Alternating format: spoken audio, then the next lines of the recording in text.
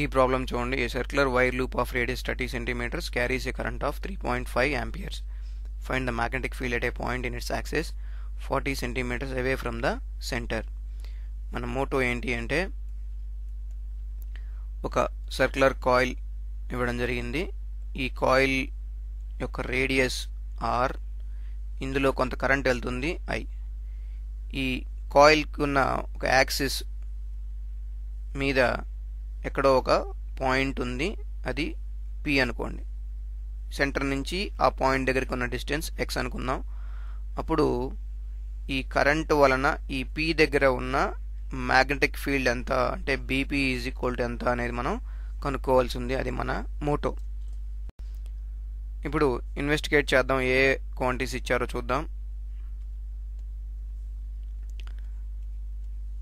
మనకి కరెంట్ ఇచ్చారు I is equal to 3.5 amperes.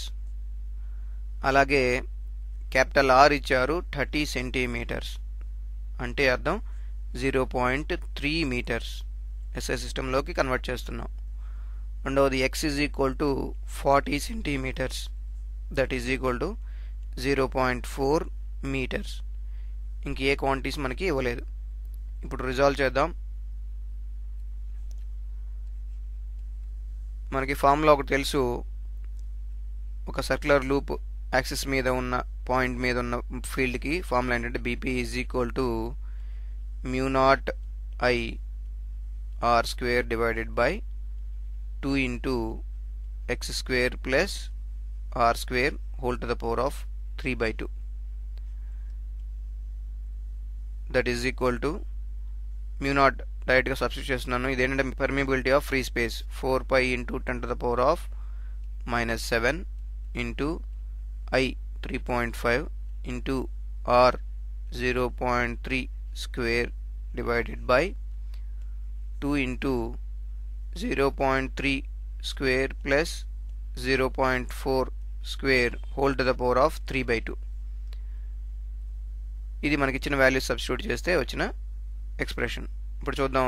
2 1s 2 2s 2 3.5 7 pi into 10 to the power of -7 into 0.3 whole square అంటే 0.09 divided by, ఇప్పుడు మీరు కింద చూసినట్లయితే 0.3 whole square 0.4 square ఎలా ఉందంటే పైథాగరస్ ట్రయాడ్ లాగా ఉంది.